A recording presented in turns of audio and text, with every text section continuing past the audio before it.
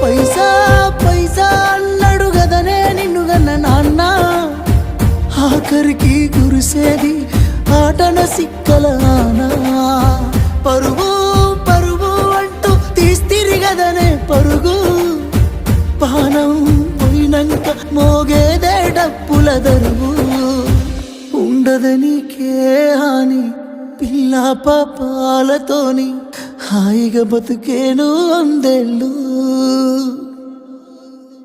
నువ్వు పూలు అల్లుకొని పోతున్నవే అత్తగారింటికి, నే పువ్వులు జల్లుకొని పోతున్ననే కాలే తాటికి. నువ్వు